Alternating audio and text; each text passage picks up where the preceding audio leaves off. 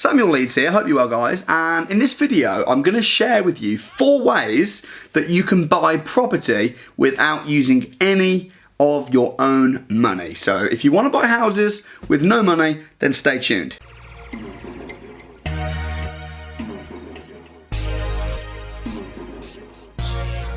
Okay, so the ways that I'm about to describe to you how you can buy properties without using any of your own money. Firstly, I want to say that I have done all 4 ways. So this is not stuff that I'm talking about. This is not theory. This is actual practical. I've been there. I've done it. Not only have I done it, but I've helped dozens and dozens of other people do it as well by telling them what I did. So this is, real life stuff. Sometimes people say to me, you can't buy houses with no money. And I respond, you're absolutely correct. You can't. They can't because they don't believe they can. So I think the first step is just being open-minded. People have been buying businesses with no money for years, using, all kinds of different agreements. So I'm going to share these with you, and you can be one of the types of people that say, I don't believe that's possible, that's too good to be true, and all that kind of stuff, in which case that's fine. Maybe don't even continue watching any more of the video if you don't want, but if you think that's fine. Or you can be someone that's just a little bit open-minded, in which case this could happen for you. So here's the first way. Number 1 is lease option agreements. Now, a lease option agreement is basically where you buy a property today, but you pay for it later. So you could almost say it's a little bit like the owner has given you a free loan for, say, 5 years. When it comes to the end of the option agreement, you don't have to buy it. You have the option, not the obligation. And in all that time, and this is what just blows my mind of how good lease options are, because I've got many lease option agreements.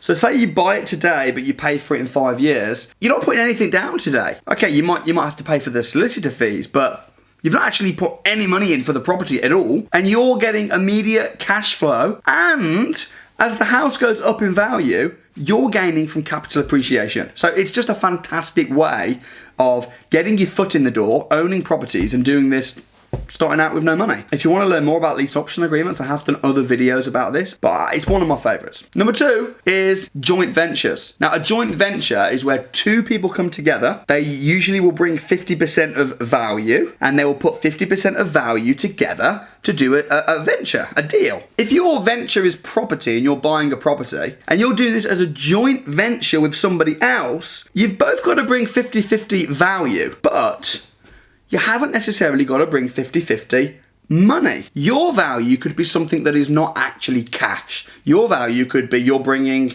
the deal to the table. You could be bringing your knowledge, the power team, the overseeing of the project. There's loads of things that you can bring to the deal besides cash. If you find a joint venture partner who has cash, but that's it, and have nothing else, they can't go on to be successful without you. You tell them, look, you put the money in, we'll put the time and the energy and the knowledge and the team and all that in, and then we'll go 50-50 on the profits. Effectively, you have bought a property without using any of your own money. Joint ventures, absolutely fabulous way to do it. Now, you need to be really careful if you do a joint venture partnership that you have clear expectations and clarity, so you know what's what, in case it's a case of you said this, no I didn't. So you need to have proper contracts drawn up and a clear understanding of what you're both bringing to the table. But joint ventures is an incredible way to get started with no money. And for that, you can't be successful in property with no money, no time, no creativity, no implementation. Of course you need something. You need to bring something to the table, but that doesn't have to be money. Number 3, different to joint ventures, this is using other people's money. If you know how to buy a property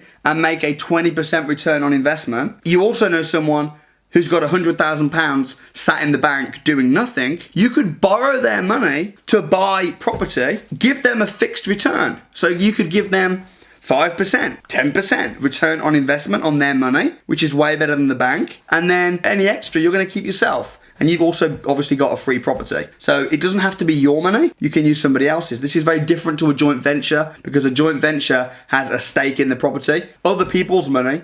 Number 3, that could also be the bank's money. You could get a bank loan to put down to buy a property. It doesn't matter where the money's come from. It's someone else's besides yours. So it's a case of tapping into money. I have personally, myself, I'm not recommending this, but I have bought properties on credit cards. I've literally gone to the bank with credit cards maxed out and used the cash to put down deposit on properties, and then switched the debt on the credit card over to a 0% credit card, so I'm not even paying interest on the debt. That's other people's money. Got to be careful doing this, because you need to know what you're doing. You don't want to borrow money from friends and family and then screw it up. But if you know what you're doing and you understand how to buy properties, I think using other people's money is a much smarter way of using your own, because you're going to get an infinite return on investment that way. And number 4 of how to buy properties and own properties without using any of your own money is by buying a property, adding value to it, and then refinancing the property. You don't even need much money to start with, because you can get a bridging loan. Some of my students are doing this right now as we speak very successfully, whereby they're buying properties, they're borrowing all the money on a bridging loan to buy the property, they're then adding value to the property, and again borrowing money to do that. So the whole thing, they're borrowing banks money to do it. But then when the project is completed and they've added value, they're then refinancing the property with a new lender, and the money that they get, they're paying off all the loans, and then they've now got a property that they've put none of their own money down for. I mean, you might end up leaving a little bit of money in. If you do it right, you can leave no money in. I've done this successfully several times, where I've left no money in with buying and refinancing on bridging loans. That's just 4 ways that you can buy properties without using any of your own money. I hope that's been inspiring. I hope that's been helpful. If this has opened your mind up and this has really got you thinking, then why don't you do your friends and family the favor and share the video around and open their minds up too? Because I'm on a mission to really open up people's minds and to get people out of the old way of thinking, which is save up, put money in a bank, work really hard, put a deposit on a house. That old way of thinking, which is leading to people buying their first house when they're in their 30s and 40s, which it really doesn't need to be like that. So I'm on a mission. Share the mission, share the video. Thank you so much. I love you very much. Peace out. Thank you so much for watching. If you benefited from that video, please do share it with your family and friends. For more videos like it, you can watch right here. And if you'd like to spend 2 days with me at the Property Investors Crash Course, watch this video, see what happens. But whatever you do, don't forget to subscribe right here, and I'll see you next time.